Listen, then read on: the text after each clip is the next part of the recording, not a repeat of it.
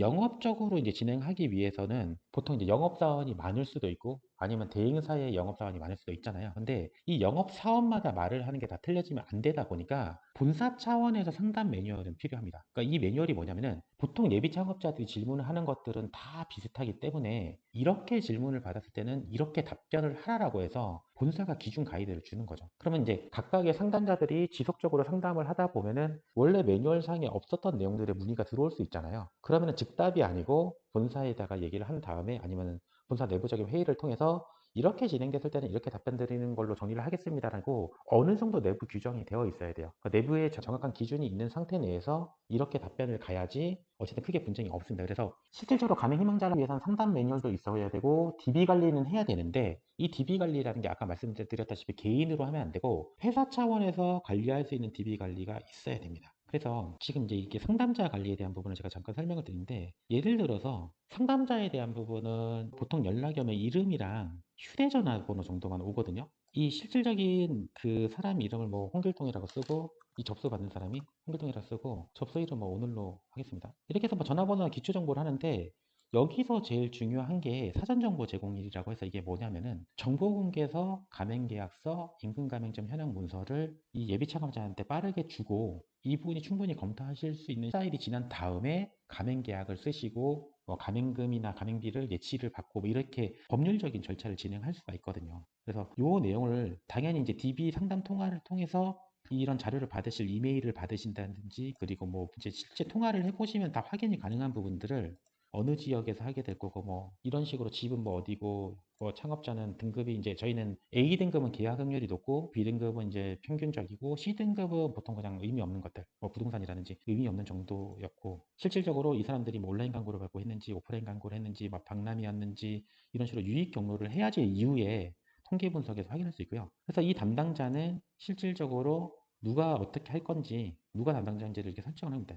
그래서 뭐 이런 식으로 담당자를 해두고 여기 상담실 때 뭐 어떤 부분을 주의하세요라고 이렇게 기재를 해두면은 해당 담당자만 이 내용을 볼 수가 있는 겁니다. 그러니까 이게 왜 중요하냐면은 이 해당 영업 담당자가 다른 사람의 DB를 볼 수 있게 하면 안 되거든요. 이게 나중에 문제가 될 수도 있습니다. 지금까지 경험에 의하면. 그래서 이런 것들이 발생되지 않을 수 있도록 실질적으로 해당 영업 담당자만 볼 수 있게끔 하고 요건에 대해서 기재된 내용으로 해서 됩니다. 그래서 이 해당 담당자가 이 아이디에서 만약에 상담 내용을 뭐 1, 2, 3, 4 이렇게 기재를 하게 되면 이런 식으로 내용이 하나가 남게 되죠. 그래서 실제 본사에서는 어떤 내용으로 이 사람이랑 어떤 식으로 상담을 했다, 뭐 이런 식으로 다 내용이 남게 되기 때문에 이런 내용을 그냥 확인하는 겁니다. 그래서 이거는 제가 이제 마스터 아이디이기 때문에 수정 버튼이 있는데 실제 영업 담당자한테는 권한 기능을 수정 기능을 주질 않습니다. 왜냐면은 작성을 했다가 이거를 다시 없애는 경우도 좀 있다 보니까 수정 기능은 주지 않고 한번 기재되면 그 상태로 무조건 남게끔 해서 이 마스터 담당자만 전체적으로 이것들을 다 관리할 수 있게끔 이렇게 좀 진행이 된다라고 보시면 됩니다.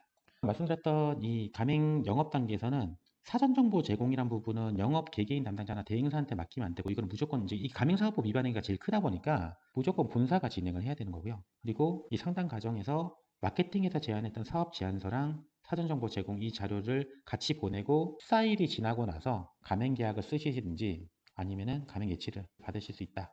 그래서 이거를 제일 먼저 해야 돼요. DB가 들어오면은 사전 정보 제공이랑 사전사 부분을 먼저 보낸 다음에 이걸로 해서 받으신다라고 보시면 되고요. 실제 영업부에서 이제 진행하는 게 저희는 전국을 이렇게 놓고 보면은 지역 단위로 이렇게 4분할로 쪼갰습니다. 그래서 여기 A 담당자, B 담당자, C 담당자, D 담당자인데 서울 권역이 크다 보니까 서울도 똑같이 나누게 되고요. 이런 식으로. 그래서 강원이 아무래도 상대적으로 인구수가 좀 적다 보니까 여기 부분에 경북까지 준다든지 이런 식으로 지역 분배를 하는 경우가 있고 이게 아니고 순번으로 가는 경우도 있습니다. DB가 들어왔을 때 순번으로 1번, 2번, 3번, 4번 이건 이제 브랜드 본사마다 다 틀립니다. 그래서 이거는 어떤 형태로 하든 뭐 그 본사의 상황에 맞게 그렇게 보시면 되고요. 그리고 이 영업부에서 하는 게 개설비용 산출이란 게 뭐냐면은 보통은 점포를 하나씩 이렇게 실측을 하시게 되면은 사이즈가 나잖아요. 뭐 가로 매세, 세로 매세하면 평당 얼마 이렇게 금액이 나오게 되는데 평당 금액이 얼마가 나왔을 경우에 실질적으로 인테리어는 얼마, 간판은 얼마, 주방은 얼마 쭉 내역이 나오고 별도 공사는 얼마다라는 게 나오면은 이 한 개 점포를 개설하기 위해서 비용이 총 얼마가 쓰거든요. 이거를 이제 미리 산출을 해야 됩니다. 가맹 계약서를 아까 14일 정도 기간이 필요하다고 했잖아. 이 기간 동안에 실측을 통해서 예상 비용까지 산출을 해둬야 실질적으로 가맹 계약을 할 때 정확한 얼마의 비용으로 하는지를 기재를 할 수가 있거든요. 그래서 요 내용을 같이 해서 총 견적까지 작성하는 게 영업부의 업무. 그리고 가맹 계약을 작성을 하고 요즘은 보통 다 전자계약으로 합니다. 지리계약은 좀 문제가 있다 보니까 전자계약으로 해서 좀 남겨놓고 예치에 대한 안내. 그러니까 본사가 뭐 은행이든 우체국이든 있으면은 어디 은행 어떻게 어떤 방식으로 예치를 하세요라고 해서 그 가맹 점주님들한테 이제 안내를 해드리는 내용도 하고요. 여기까지는 일련의 이제 과정이었다면은 개설 계획 보고는 회사 보고용입니다. 회사 보고를 할 때 실질적으로 이제 가맹 계약을 저희는 이제 정상 계약을 할 수도 있고, 그래서 할인이나 면제 조건으로 할 수도 있잖아요.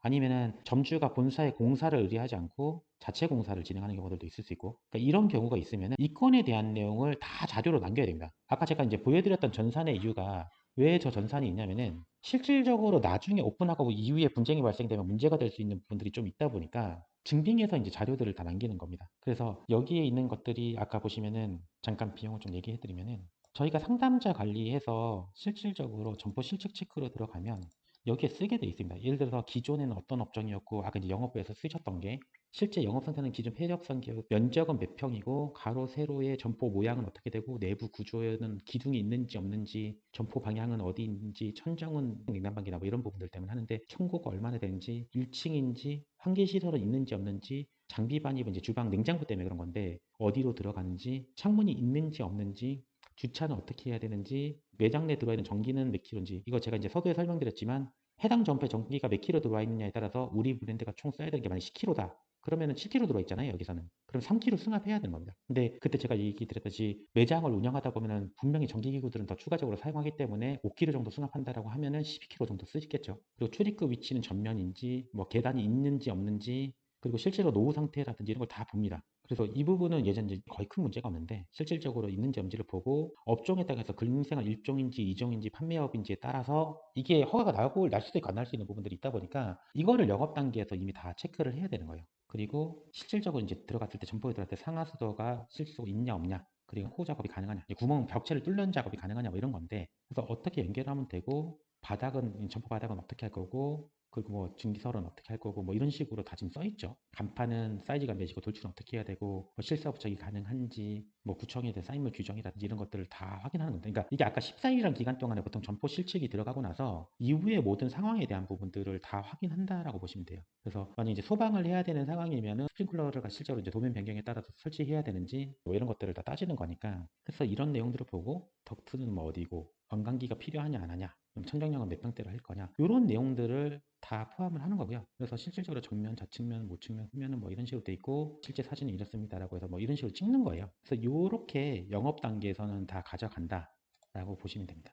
그러면 실질적으로 이제 필요 서류, 이 영업 단계에서 필요 서류가 당연히 이제 써야 되니까 가맹계약서, 정보공개서가 있어야 되고 임대차 계약서는 당연히 있어야 되겠죠. 이걸 기반으로 해서 이제 가맹계약서를 작성을 하니까. 그리고 주민등록 등본, 이건 왜 필요하냐면은 만약에 가맹점주님이랑 분쟁이 발생돼서 저희가 이제 가맹부가 돈을 못 받은 미수금이 발생된 상태에서 가맹점주님이 잠수 타시는 경우도 있어요. 아예 연락이 안 된다든지. 그랬을 경우 이제 채권 출신 부분 때문에 등본을 확보를 하는 거고, 점주진단서는 뭐냐면은 영업이 실질적으로 가맹계약을 쓰고 나면 이제 이렇게 계점적으로 연결을 시켜주는데, 계점 담당자는 실질적으로 예비 창업자는 상담을 하거나 이런 내용들을 아무것도 모르다 보니까 상담을 해봤더니 이 점주님은 이런 성향을 가지고 있고 전 직장이 어디였고 어떤 특이성이 있으니 너네가 응대할 때는 이런 부분들은 좀 조심하고 이런 부분들은 좀 신경을 써줘라고 하는 게 점주 진단서라고 보시면 돼요. 그리고 등기부등본이나 건축물 대장은 아까 건물상에 문제가 있는지 없는지 여부를 확인하기 위해서 이거를 그냥 예전에는 영업에서 눈으로 확인했습니다라고만 하는 경우들이 많았는데 실제 그렇게 하고 나서도 이제 문제되는 케이스들이 있다 보니까 무조건 이건 제출해라라고 해서 이제 변경이 된 거고요. 그리고 예상 매출액 산정서는 이 100개 이상일 경우에는 공부가 하는데 이제 100개 미만 브랜드들은 의무 제공 사항은 아닙니다. 근데 예를 들어서 예비 창업자가 그래도 저 예상 매출액 좀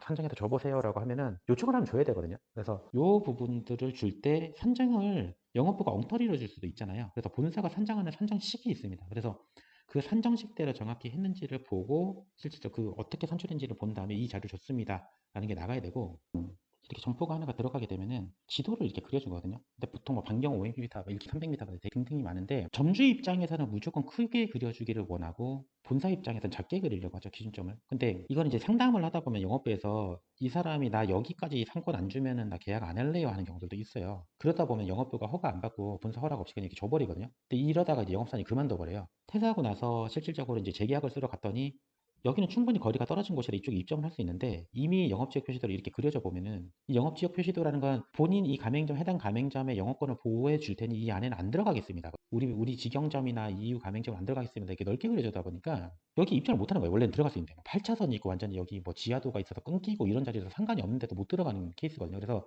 아예 영업 단계 진행하실 때는 이 영업지역 표시도를 그릴 때는 이거는 무조건 대표이사 결제 받아야 됩니다. 영업사한테 맡기시면 안 되고 이 대표이사 결제를 통한 실질적으로 허락이 나야지만 가맹계약서에 기재해서 할 수 있게끔 이런 시스템을 좀 만드셔야 됩니다. 그래서 전체적으로 보면 예비창업자를 모집을 해서 영업 단계까지 와서 진행을 하는데 이 영업을 하시는 분들을 그래서 아까 말씀드린 대로 분쟁이 가장 많이 발생이 되기 때문에 크로스 체크하는 거를 제가 이후에 설명드리겠지만 개점에서 무조건 크로스 체크를 하거든요. 영업 쪽에서 제대로 했는지 안 했는지 여부를 확인하기 때문에 그 내용을 보고 어찌됐든 이게 문제가 있다 없다 그러니까 분쟁을 최소화하기 위해서는 이 단계의 작업이 굉장히 중요합니다. 그래서 이 내용을 보고 진행할 수 있도록 하겠습니다.